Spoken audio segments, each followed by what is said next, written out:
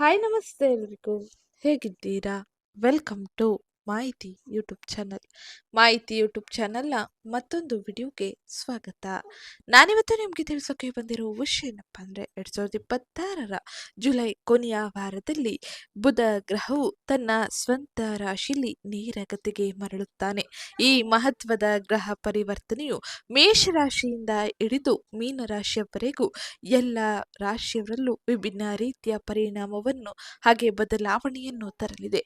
ಈ ಸಂಚಾರವು ನಿಮ್ಮ ವೃತ್ತಿ, ಆರ್ಥಿಕ ಸ್ಥಿತಿ, ಶಿಕ್ಷಣ, ಸಂವಹನ, ವೈಯಕ್ತಿಕ ಜೀವನದ ಮೇಲೆ ಯಾವ ರೀತಿಯಲ್ಲಿ ಪರಿಣಾಮವನ್ನು ಬೀರಲಿದೆ. ಈ ಪ್ರಸ್ತುತ ಸಮಯದಲ್ಲಿ ಅನೇಕ ರೀತಿಯ ಬದಲಾವಣೆ ನಿಮಗೆ ಶುಭ ಮತ್ತು ಅಶುಭ ಪರಿಣಾಮವನ್ನು ತರಲಿದೆ. ಹಾಗಾದ್ರೆ ಯಾವ ಕ್ಷೇತ್ರದಲ್ಲಿ ಶುಭ, ಯಾವ ಕ್ಷೇತ್ರದಲ್ಲಿ ಅಶುಭ ಪರಿಣಾಮವನ್ನು ನೀವು ಕಾಣಬಹುದು ಎಂಬುದನ್ನು ಇವತ್ತಿನ ವಿಡಿಯೋದಲ್ಲಿ ವಿವರವಾಗಿ ತಿಳಿಯೋಣ. ಅದಕ್ಕಿಂತ ಮುಂಚೆ ಯಾರೇನೋ ಚಾನಲ್ಗೆ ಸಬ್ಸ್ಕ್ರೈಬ್ ಮಾಡ್ಕೊಂಡಿಲ್ಲ, ಚಾನಲ್ಗೆ ಸಬ್ಸ್ಕ್ರೈಬ್ ಮಾಡ್ಕೊಳ್ಳಿ, ವಿಡಿಯೋಗೊಂದು ಲೈಕ್ ಮಾಡೋದನ್ನ ಮರಿಬೇಡಿ. ಹಾಗೆ ಇವತ್ತಿನ ವಿಡಿಯೋ ಕಮೆಂಟ್ ಬಾಕ್ಸ್ನಲ್ಲಿ ಓಂ ಬುಧಾದಿತ್ಯಾಯ ನಮಃ ಮಹಾಲಕ್ಷ್ಮೀ ನಮಃ ಎಂಬ ಕಮೆಂಟ್ ಮಾಡಿ.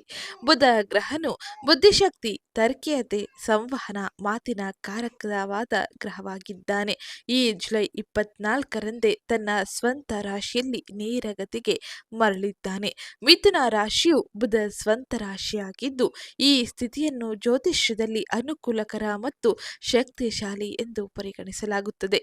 ಮಿಥುನ ರಾಶಿಯಲ್ಲಿ ಬುಧನ ಉಪಸ್ಥಿತಿಯು ತೀಕ್ಷ್ಣ ಬುದ್ಧಿಶಕ್ತಿ, ಸಂವಹನ ಕೌಶಲ್ಯ, ವಿಶ್ಲೇಷಣಾತ್ಮಕ ಚಿಂತನೆಯನ್ನು ಬಲಪಡಿಸುತ್ತದೆ ಎಂದು ನಂಬಲಾಗುತ್ತದೆ.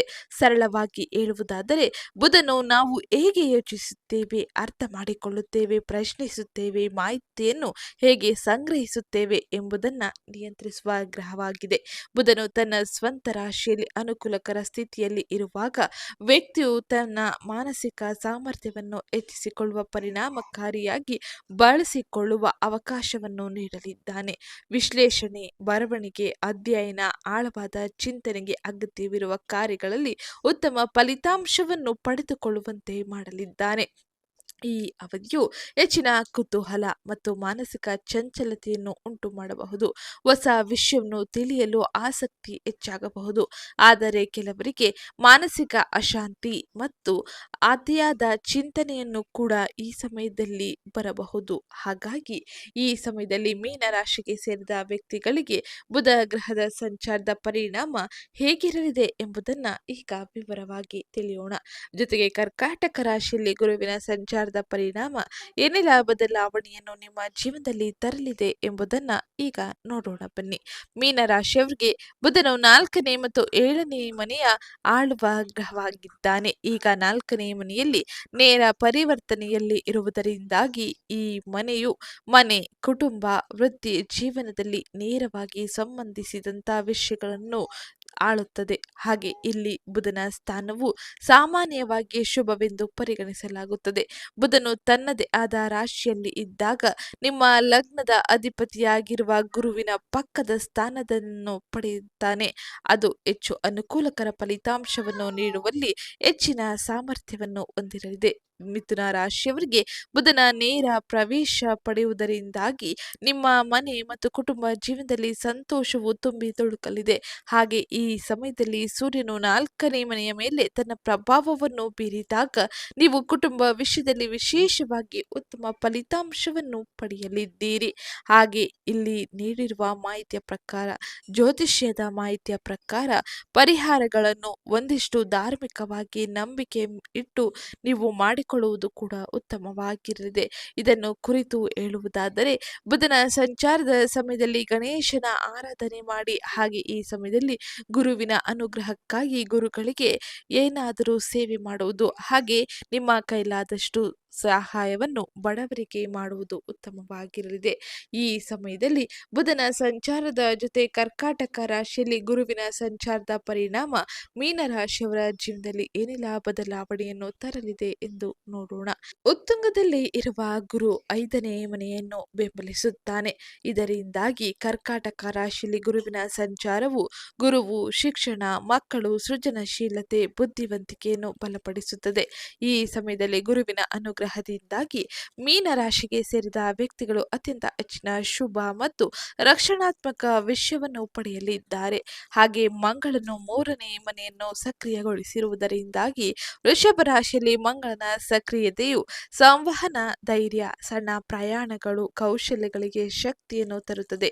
ಹಾಗೆ ಈ ಸಮಯದಲ್ಲಿ ನಿಮಗೆ ತಾಳ್ಮೆ ಹಾಗೆ ಎಚ್ಚರಿಕೆಯ ಮಾತು ಕೂಡ ಬೇಕಾಗಿರಲಿದೆ. ಹಾಗಾಗಿ ಅತಿ ಅವಶ್ಯಕವಾಗಿ ತಾಳ್ಮೆಯಿಂದ ವರ್ತಿಸುವುದು ಉತ್ತಮವಾಗಿರಲಿದೆ.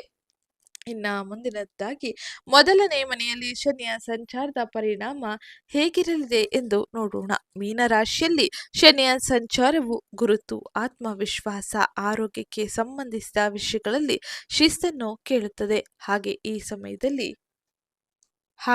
ಈ ಸಮಯದಲ್ಲಿ ನೀವು ಬಹಳ ಎಚ್ಚರಿಕೆಯಿಂದ ಶಿಸ್ತಿನ ಜೀವನವನ್ನು ನಡೆಸುವುದು ಉತ್ತಮವಾಗಿರಲಿದೆ. ಇನ್ನು 6ನೇ ಮನೆಯಲ್ಲಿ ಕೇತುವಿನ ಸಂಚಾರದ ಪರಿಣಾಮ ಹೇಗಿರಲಿದೆ ಎಂದು ನೋಡೋಣ. ಸಿಂಹ ರಾಶಿಯ ಸಕ್ರಿಯತೆ. ಕೇತುವು ಈ ಸಮಯದಲ್ಲಿ ಕೆಲಸದ ಒತ್ತಡ, ಸ್ಪರ್ಧೆ, ಸಾಲಗಳು, ಆರೋಗ್ಯದಲ್ಲಿ ಶಿಸ್ತಿನಲ್ಲಿ ಉತ್ತಮ ರೀತಿಯ ಬದಲಾವಣೆಯನ್ನು ತರಲಿದ್ದಾನೆ. ಅನಿಶ್ಚಿತತೆ ಉಂಟು ಮಾಡಲಿದ್ದಾನೆ. ಆಧ್ಯಾತ್ಮಿಕ ಅಭ್ಯಾಸ, ಶಾಂತ ನಿರ್ಧಾರಗಳ ಸಹಾಯದಿಂದ ಉತ್ತಮ ರೀತಿಯ ಫಲಿತಾಂಶವನ್ನು ನೀವು ಕಾಣಬಹುದಾಗಿರಲಿದೆ. ಈ ಸಮಯದಲ್ಲಿ ಸೂರ್ಯನು ಕರ್ಕಾಟಕ ರಾಶಿಯಲ್ಲಿ ಗುರುವಿನ ಜೊತೆ ಸೇರುತ್ತಾನೆ. ಹಾಗಾಗಿ ಆಸ್ತಿ, ವಾಹನ, ಆಂತರಿಕ ಶಾಂತಿಗೆ ಸಂಬಂಧಿಸಿದಂತೆ, ಜೊತೆಗೆ ಶಿಕ್ಷಣ, ಮಕ್ಕಳು, ಸೃಜನಶೀಲತೆ, ಬುದ್ಧಿವಂತಿಕೆಯ ಕಡೆಗೆ ಹೆಚ್ಚಿನ ಗಮನವನ್ನು ನೀಡುವಂತೆ ಮಾಡಲಿದ್ದಾನೆ. ಇದು ಸೂರ್ಯನ ಸಂಚಾರದಿಂದ ಪ್ರಮುಖವಾಗಿ ನೀವು ನೋಡುವ ಬದಲಾವಣೆಯಾಗಿದ್ದು, ಇನ್ನು ಶುಕ್ರನ ಸಂಚಾರ ಸಿಂಹ ರಾಶಿಯಲ್ಲಿ ಇರುವುದರಿಂದಾಗಿ ಏನೆಲ್ಲ ಬದಲಾವಣೆಯನ್ನು ನೋಡಲಿದ್ದೀರಿ ಎಂದು ತಿಳಿಯೋಣ. ಶಿಕ್ಷಣ, ಮಕ್ಕಳು, ಸೃಜನಶೀಲತೆ, ಬುದ್ಧಿವಂತಿಕೆಯ ಮೂಲಕ ಈ ಸಮಯದಲ್ಲಿ ಅನೇಕ ರೀತಿಯ ಬದಲಾವಣೆಯನ್ನು ನೀವು ಕಾಣಬಹುದಾಗಿರಲಿದೆ. ಕೆಲಸದ ಒತ್ತಡ, ಸ್ಪರ್ಧೆ, ಸಾಲಗಳು, ಆರೋಗ್ಯದಲ್ಲಿನ ಶಿಸ್ತಿನ ಮೂಲಕ ಸಾಂತ್ವನವನ್ನು ತರಲಿದ್ದಾನೆ. ಈ ಸಮಯದಲ್ಲಿ ನೀವು ಉತ್ತಮ ರೀತಿಯ ಬದಲಾವಣೆಯನ್ನು ಹಾಗೆ ಉತ್ತಮ ರೀತಿಯ ಜೀವನ ಶೈಲಿಯನ್ನು ಕೂಡ ಕಾಣಬಹುದಾಗಿರಲಿದೆ. ಇದು ಶುಕ್ರನ ಸಂಚಾರದಿಂದಾಗಿ ಪ್ರಮುಖವಾಗಿ ನೀವು ನಿಮ್ಮ ಕ್ಷೇತ್ರದಲ್ಲಿ ನೋಡುವ ಬದಲಾವಣೆಯಾಗಿದ್ದು, ಇನ್ನು ಮುಂದಿನದ್ದಾಗಿ ರಾಹುವಿನ ಸಂಚಾರದ ಪರಿಣಾಮ ಹೇಗಿರಲಿದೆ ಎಂದು ನೋಡೋಣ. ಕುಂಭರಾಶಿಯಲ್ಲಿ ನಿಮ್ಮ 12ನೇ ಮನೆಯಲ್ಲಿ ರಾಹುವಿನ ಸಂಚಾರ ಇರಲಿದ್ದು, ಇದು ಖರ್ಚುಗಳು, ವಿದೇಶಿ ಸಂಪರ್ಕಗಳು, ನಿದ್ರೆ, ಪ್ರತ್ಯೇಕತೆ, ಆಧ್ಯಾತ್ಮಿಕ ಹಿಂತೆಗೆದುಕೊಳ್ಳುವಿಕೆಯ ಮೂಲಕ ಅಸಾಮಾನ್ಯ ಅವಕಾಶಗಳನ್ನು ತರಲಿದೆ. ಆಸೆಗಳನ್ನು ಉದ್ಭವಿಸಲಿದೆ. ಇದು ಪ್ರಮುಖವಾಗಿ ರಾಹುವಿನ ಸಂಚಾರದಿಂದಾಗಿ ನೋಡುವ ಬದಲಾವಣೆಯಾಗಿದ್ದು, ಇನ್ನು ಈ ಸಮಯವನ್ನು ಮೀನರಾಶಿಗೆ ಸೇರಿದ ವ್ಯಕ್ತಿಗಳು ಪ್ರಾಯೋಗಿಕ ಮತ್ತು ಪರಿವರ್ತನಾಶೀಲ ಸಮಯವಾಗಿ ತಿಳಿದುಕೊಳ್ಳಬೇಕಾಗಿರಲಿದೆ. 5ನೇ ಮನೆಯಲ್ಲಿ ಗುರುವಿನ ಸಂಚಾರದ ಬಲದಿಂದಾಗಿ ನೀವು ಉತ್ತಮ ರೀತಿಯ ಬದಲಾವಣೆಯನ್ನು ಪಡೆಯಲಿದ್ದೀರಿ. ಶಿಕ್ಷಣ, ಮಕ್ಕಳು, ಸೃಜನಶೀಲತೆ, ಬುದ್ಧಿವಂತಿಕೆ ಸಂಬಂಧಿಸಿದ ವಿಷಯಗಳಲ್ಲಿ ಸುಧಾರಣೆಯೂ ಇರಲಿದೆ. ಹಾಗೆ ಈ ಸಮಯದಲ್ಲಿ ನೀವು 3ನೇ ಮನೆಯ ಸಕ್ರಿಯತೆಯಿಂದಾಗಿ ನೇರ ಮತ್ತು ತಾಳ್ಮೆ ಇಲ್ಲದಂತೆ ನಡೆದುಕೊಳ್ಳುವ ಸಾಧ್ಯತೆಯೂ ಕೂಡ ಅಧಿಕವಾಗಿರಲಿ. ಎಚ್ಚರಿಕೆಯಿರಲಿ, ತಾಳ್ಮೆಯ ಜೊತೆ ಮುಂದುವರಿಯಿರಿ. ಇನ್ನು 1ನೇ ಮನೆಯಲ್ಲಿ ಶನಿಯ ಸಂಚಾರವು ಆತುರದ ನಿರ್ಧಾರಗಳಿಗಿಂತ ನಿಧಾನ ಮತ್ತು ಸ್ಥಿರವಾದ ಕೆಲಸ ನಿಮಗೆ ಉತ್ತಮ ಎಂಬುದನ್ನು ನೆನಪಿಸುತ್ತದೆ. ಈ ಸಮಯದಲ್ಲಿ ಪ್ರಗತಿ ಖಂಡಿತವಾಗಿಯೂ ಸಿಗಲಿದೆ. ಆದರೆ ನೀವು ಧೈರ್ಯ ಮತ್ತು ತಾಳ್ಮೆಯನ್ನು ಸಂಯೋಜಿಸಿದಾಗ ಮಾತ್ರ ಉತ್ತಮ ರೀತಿಯ ಫಲಿತಾಂಶವನ್ನು ಪಡೆಯಬಹುದಾಗಿರಲಿದೆ. ಇದು ಪ್ರಮುಖವಾಗಿ ಈ ಸಮಯದಲ್ಲಿ ಗ್ರಹ ಸಂಚಾರದಿಂದಾಗಿ ಪಡೆದುಕೊಳ್ಳುತ್ತಿರುವ ಬದಲಾವಣೆಗಳಾಗಿದ್ದು, ಇನ್ನು ಮುಂದಿನದ್ದಾಗಿ ನಿಮ್ಮ ವೃತ್ತಿ, ವ್ಯವಹಾರ, ಆರ್ಥಿಕತೆ, ಆರೋಗ್ಯ, ಶಿಕ್ಷಣ, ಕುಟುಂಬದಲ್ಲಿ ಏನೆಲ್ಲ ಬದಲಾವಣೆಯನ್ನು ಕಾಣಬಹುದು ಎಂಬುದನ್ನು ತಿಳಿಯೋಣ. ಅದಕ್ಕಿಂತ ಮುಂಚೆ ಯಾರಿನ್ನೂ ಚಾನಲ್ಗೆ ಸಬ್ಸ್ಕ್ರೈಬ್ ಮಾಡ್ಕೊಂಡಿಲ್ಲ, ಚಾನಲ್ಗೆ ಸಬ್ಸ್ಕ್ರೈಬ್ ಮಾಡ್ಕೊಳ್ಳಿ. ವಿಡಿಯೋಗೊಂದು ಲೈಕ್ ಮಾಡೋದನ್ನ ಮರ್ತಿದ್ರೆ ವಿಡಿಯೋಗೊಂದು ಲೈಕ್ ಮಾಡಿ. ಜೊತೆಗೆ ಈ ವಿಡಿಯೋನ ನಿಮ್ಮ ಕುಟುಂಬದವರಿಗೆ, ಸ್ನೇಹಿತರಿಗೆ ಹಾಗೆ ಮೀನರಾಶಿಗೆ ಸೇರಿದ ವ್ಯಕ್ತಿಗಳಿಗೆ ಶೇರ್ ಮಾಡಿ. ವೃತ್ತಿ ಮತ್ತು ಉದ್ಯೋಗಕ್ಕೆ ಸಂಬಂಧಿಸಿದಂತೆ ಸೃಜನಶೀಲ ನಿರ್ಧಾರಗಳು, ಯೋಜನೆ, ತರಬೇತಿ ಮತ್ತು ಸಲಹಾ ಕಾರ್ಯಗಳಲ್ಲಿ ಮುಖ್ಯವಾಗಿ ಈ ಸಮಯದಲ್ಲಿ ನೀವು ಹಿರಿಯರ ಬೆಂಬಲವನ್ನು ಪಡೆಯಲಿದ್ದೀರಿ. ಹಾಗೆ ಅಹಂಕಾರದ ಆಧಾರಿತ ವಾದಗಳನ್ನು ತಪ್ಪಿಸಿ.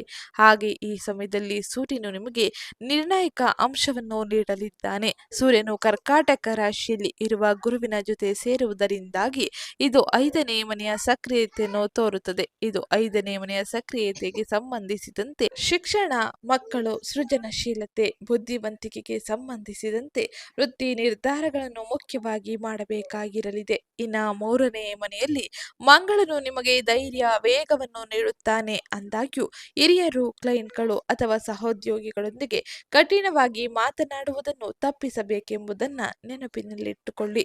ಹಾಗೆ 1ನೇ ಮನೆಯಲ್ಲಿ ಶನಿಯ ಸ್ಥಾನವು ಕೆಲವು ಫಲಿತಾಂಶಗಳನ್ನು ವಿಳಂಬಗೊಳಿಸಬಹುದು, ಆದರೆ ನೀವು ಅದನ್ನು ಪ್ರಬುದ್ಧ ಮತ್ತು ಕೆಲಸದ ಮಾದರಿಯನ್ನು ನಿರ್ಮಿಸಲು ಹೆಚ್ಚಿನ ಸಹಕಾರಿಯಾಗಿರಲಿದೆ ಎಂಬುದನ್ನು ಮರೆಯಬೇಡಿ. ಒಟ್ಟಾರೆ ಶನಿಯ ಸಂಚಾರವು ಮೀನರಾಶಿಗೆ ಸೇರಿದ ವ್ಯಕ್ತಿಗಳಿಗೆ ಅತ್ಯಂತ ಹೆಚ್ಚಿನ ಶುಭ ಫಲಿತಾಂಶವನ್ನೇ ನೀಡಲಿದೆ.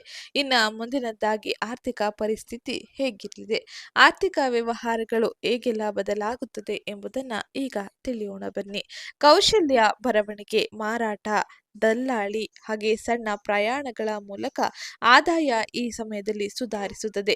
ಗುರುವು ನಿಮಗೆ ರಕ್ಷಣೆ ಮತ್ತು ಉತ್ತಮ ತೀರ್ಪನ್ನು ತರುತ್ತಾನೆ. ವಿಶೇಷವಾಗಿ 5ನೇ ಮನೆಗೆ ಸಂಬಂಧಿಸಿದ ವಿಷಯಗಳಲ್ಲಿ ಸ್ಥಿರವಾದ ಕೆಲಸದ ಮೂಲಕ ಆದಾಯವು ಸುಧಾರಿಸುತ್ತದೆ. ಆದರೆ ಖರ್ಚುಗಳನ್ನು ಬರೆದಿಟ್ಟುಕೊಳ್ಳುವುದು ಹಾಗೆ ನಿಯಂತ್ರಿಸುವುದು ಉತ್ತಮವಾಗಿರಲಿದೆ. ಪುರಾವೆಗಳಿಲ್ಲದ ಊಹಾತ್ಮಕ ನಿರ್ಧಾರಗಳಿಗೆ ಸಂಬಂಧಿಸಿದಂತೆ ಭಾವನಾತ್ಮಕ ಖರೀದಿಗಳಿಗಾಗಿ ನೀವು ಸಾಲವನ್ನು ನೀಡುವುದನ್ನು ತಪ್ಪಿಸಬೇಕಾಗಿರಲಿದೆ. ನೀವು ಆಸ್ತಿ, ವಾಹನ, ಶಿಕ್ಷಣ, ಪ್ರಯಾಣ, ವ್ಯಾಪಾರ, ವ್ಯವಹಾರಗಳಲ್ಲಿ ಹೂಡಿಕೆಯ ಯೋಜನೆಗಳನ್ನು ರೂಪಿಸುತ್ತಿದ್ದರೆ ಅದನ್ನು ಅಂತಿಮಗೊಳಿಸುವ ಮೊದಲು ಆಯ್ಕೆಗಳನ್ನು ಎಚ್ಚರಿಕೆಯಿಂದ ಹೋಲಿಕೆ ಮಾಡಿ ನೋಡಿ, ನಂತರ ಅಂತಿಮಗೊಳಿಸಿ. ಇಲ್ಲವಾದರೆ ಆರ್ಥಿಕ ಸಮಸ್ಯೆಗೆ ನೀವು ಒಳಗಾಗುವ ಸಾಧ್ಯತೆ ಇರಲಿದೆ. ಇದು ಹಣಕಾಸಿಗೆ ಸಂಬಂಧಿಸಿದಂತೆ ನೀವು ನೋಡುವ ಪ್ರಮುಖ ಬದಲಾವಣೆಗಳಾಗಿದ್ದು, ಇನ್ನು ಮುಂದಿನದ್ದಾಗಿ ಕುಟುಂಬ, ವೈಯಕ್ತಿಕ ಜೀವನದಲ್ಲಿ ಏನೆಲ್ಲ ಬದಲಾವಣೆ ಇರಲಿದೆ ಎಂಬುದನ್ನು ತಿಳಿಯೋಣ. ಅದಕ್ಕಿಂತ ಮುಂಚೆ ಯಾರೇನೋ ಚಾನಲ್ಗೆ ಸಬ್ಸ್ಕ್ರೈಬ್ ಮಾಡ್ಕೊಂಡಿಲ್ಲ, ಚಾನಲ್ಗೆ ಸಬ್ಸ್ಕ್ರೈಬ್ ಮಾಡ್ಕೊಳ್ಳಿ. ವಿಡಿಯೋಗೊಂದು ಲೈಕ್ ಮಾಡೋದನ್ನ ಮರಿಬೇಡಿ. ಮಕ್ಕಳು ಹಾಗೆ ಪ್ರಯಾಣಕ್ಕೆ ಸಂಬಂಧಿಸಿದಂತೆ ನೀವು ಈ ಸಮಯದಲ್ಲಿ ಕುಟುಂಬದ ವಿಷಯದಲ್ಲಿ ತಾಳ್ಮೆಯಿಂದ ಮಾತನಾಡುವುದು, ಸೌಮ್ಯವಾಗಿ ನಿರ್ಣಯಗಳನ್ನು ನಿಯಂತ್ರಿಸುವುದು ಉತ್ತಮವಾಗಿರಲಿದೆ. ಸೃಜನಶೀಲತೆ ಸಂತೋಷವನ್ನು ತರುತ್ತದೆ. ಹಾಗೆಯೇ ಈ ಸಮಯದಲ್ಲಿ ಶುಕ್ರನು ತನ್ನ ರಾಶಿಚಕ್ರ ಬದಲಾಯಿಸಿರುವ ಕಾರಣದಿಂದಾಗಿ ಭಾವನಾತ್ಮಕ ಉಷ್ಣತೆ ಹೆಚ್ಚಾಗಿರುತ್ತದೆ. 6ನೇ ಮನೆಗೆ ಸಂಬಂಧಿಸಿದಂತೆ ಕೇತುವು ಕೆಲಸದ ಒತ್ತಡ, ಸ್ಪರ್ಧೆ, ಸಾಲಗಳು, ಆರೋಗ್ಯದಲ್ಲಿ ಶಿಸ್ತಿಗೆ ಸಂಬಂಧಿಸಿದ ವಿಷಯಗಳಲ್ಲಿ ಗೊಂದಲವನ್ನು ಕೂಡ ಉಂಟು ಮಾಡುವ ಸಾಧ್ಯತೆ ಇರಲಿದೆ. ಮೃದುವಾಗಿ ಮಾತನಾಡಿ. ಪ್ರತಿಯೊಂದು ಸಣ್ಣ ವಿಷಯವನ್ನು ಕೂಡ ಚರ್ಚೆಯಾಗಿ ಪರಿವರ್ತಿಸಬೇಡಿ. ಮೊದಲು ಆಲಿಸಿ, ತದಾರದ ನಂತರದಲ್ಲಿ ಪ್ರತಿಕ್ರಿಯಿಸುವುದು ವೈಯಕ್ತಿಕ ಮತ್ತು ಕುಟುಂಬ ಜೀವನದಲ್ಲಿ ಸಾಮರಸ್ಯವನ್ನು ಸುಧಾರಿಸಲು ಹೆಚ್ಚಿನ ಸಹಕಾರಿಯಾಗಿರಲಿದೆ. ಇನ್ನು ಮುಂದಿನದ್ದಾಗಿ ವ್ಯಾಪಾರ, ವ್ಯವಹಾರ, ಸ್ವ ಉದ್ಯೋಗವನ್ನು ಮಾಡುತ್ತಿರುವ ಮೀನರಾಶಿಗೆ ಸೇರಿದ ವ್ಯಕ್ತಿಗಳ ಜೀವನದಲ್ಲಿ ಏನೆಲ್ಲ ಬದಲಾವಣೆ ಇರಲಿದೆ ಎಂದು ನೋಡೋಣ. ವ್ಯಾಪಾರಸ್ಥರು ಈ ಸಮಯವನ್ನು ವಾಸ್ತವಿಕ ಯೋಜನೆಗಳಿಗಾಗಿ ಬಳಸಿಕೊಳ್ಳಬೇಕಾಗಿರಲಿದೆ. ಗುರುವು ಶಿಕ್ಷಣ, ಮಕ್ಕಳು, ಸೃಜನಶೀಲತೆ, ಬುದ್ಧಿವಂತಿಕೆ ಮೂಲಕ ಬೆಳವಣಿಗೆಗೆ ಬೆಂಬಲವನ್ನು ನೀಡುತ್ತಾನೆ. ಆದರೆ ಬುಧನ ಚಲನೆಯು ಚರ್ಚೆಗಳು, ಕಾಗದ ಪತ್ರಗಳು, ಮಾತುಕತೆಗಳಲ್ಲಿ ಸುಧಾರಣೆಯನ್ನು ತರುತ್ತಾನೆ. ನಿಮ್ಮ ಕ್ಷೇತ್ರವನ್ನು ಅವಲಂಬಿಸಿ ಹೊಸ ಗ್ರಾಹಕರು ಸಂಪರ್ಕಕ್ಕೆ ಬರಲಿದ್ದಾರೆ. ಪ್ರಯಾಣ, ಆನ್ಲೈನ್ ಸಂವಹನದ ಮೂಲಕ ಉತ್ತಮ ರೀತಿಯ ಬದಲಾವಣೆ ಇರಲಿದೆ. ಭಾವನೆ, ಒತ್ತಡದ ಮೇಲೆ ತಮ್ಮ ಕ್ಷೇತ್ರವನ್ನು ಎಂದಿಗೂ ವಿಸ್ತರಿಸಬೇಡಿ. ಮಂಗಳನು ನಿಮಗೆ ಆತ್ಮವಿಶ್ವಾಸವನ್ನು ನೀಡುವುದರ ಜೊತೆಗೆ ಶನಿ ದೇವನು ದಸ್ತಾವೇಜೀಕರಣ, ಬಜೆಟ್ ನಿಯಂತ್ರಣಕ್ಕೆ ಹೆಚ್ಚಿನ ತಾಳ್ಮೆಯನ್ನು ಕೇಳುತ್ತಾನೆ. ನಿರ್ಧಾರಗಳನ್ನು ಸರಿಯಾಗಿ ಪರಿಶೀಲಿಸಿ ನಂತರ ತೆಗೆದುಕೊಳ್ಳಿ. ಹಾಗೆ ರಿಯಲ್ ಎಸ್ಟೇಟ್, ಶಿಕ್ಷಣ, ಸಲಹಾ, ಸಂವಹನ, ತಾಂತ್ರಿಕ ಕೆಲಸಗಳಲ್ಲಿ, ವ್ಯಾಪಾರ ವ್ಯವಹಾರಗಳಲ್ಲಿ, ಸೇವಾ ಆಧಾರಿತ ಚಟುವಟಿಕೆಗಳಲ್ಲಿ ಈ ಸಮಯದಲ್ಲಿ ಹೆಚ್ಚಿನ ಪ್ರಗತಿಯನ್ನು ನೀವು ಕಾಣಬಹುದಾಗಿರಲಿದೆ. ಇದು ಪ್ರಮುಖವಾಗಿ ಮೀನರಾಶಿಗೆ ಸೇರಿದ ವ್ಯಕ್ತಿಗಳು ಈ ಪ್ರಸ್ತುತ ಸಮಯದಲ್ಲಿ ನೋಡುವ ಬದಲಾವಣೆಗಳಾಗಿದ್ದು, ಇನ್ನು ಮುಂದಿನದ್ದಾಗಿ ಶಿಕ್ಷಣ ಕ್ಷೇತ್ರಕ್ಕೆ ಸಂಬಂಧಿಸಿದಂತೆ ವಿದ್ಯಾರ್ಥಿಗಳ ಜೀವನದಲ್ಲಿ ಏನೆಲ್ಲ ರೀತಿಯ ಬದಲಾವಣೆಯನ್ನು ನೋಡಬಹುದು, ವಿದ್ಯಾರ್ಥಿಗಳು ಯಾವ ರೀತಿಯ ಎಚ್ಚರಿಕೆಯನ್ನು ವಹಿಸಬೇಕು ಎಂಬುದನ್ನು ತಿಳಿಯೋಣ. ವಿದ್ಯಾರ್ಥಿಗಳಿಗೆ ಸಂಬಂಧಿಸಿದಂತ ಸ್ಪರ್ಧಾತ್ಮಕ ಪರೀಕ್ಷೆಗಳಲ್ಲಿ ಕಠಿಣ ಪರಿಶ್ರಮ ಅತಿ ಅಗತ್ಯವಾಗಿರಲಿದೆ.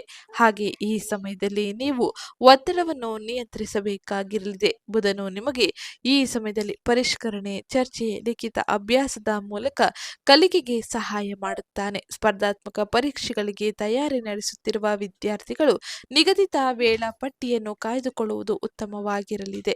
ಇತರರೊಂದಿಗೆ ನೀವು ಎಂದಿಗೂ ನಿಮ್ಮನ್ನು ಹೋಲಿಕೆ ಮಾಡಿಕೊಳ್ಳಬೇಡಿ. ಹಾಗೆ ಒಂದು ವಿಷಯದ ನಂತರ ಮತ್ತೊಂದು ವಿಷಯಕ್ಕೆ ಹೆಚ್ಚಿನ ಗಮನ ನೀಡಿ. ಹಾಗೆ ಈ ಸಮಯದಲ್ಲಿ ಶಿಕ್ಷಣಕ್ಕೆ ಸಂಬಂಧಿಸಿದಂತೆ ಶಿಕ್ಷಕರು, ಹಿರಿಯರು ಹಾಗೆ ಮಾರ್ಗದರ್ಶಕರ ಮಾರ್ಗದರ್ಶನ ನಿಮಗೆ ಹೆಚ್ಚಿನ ಉಪಯುಕ್ತಕವಾಗಿರಲಿದೆ.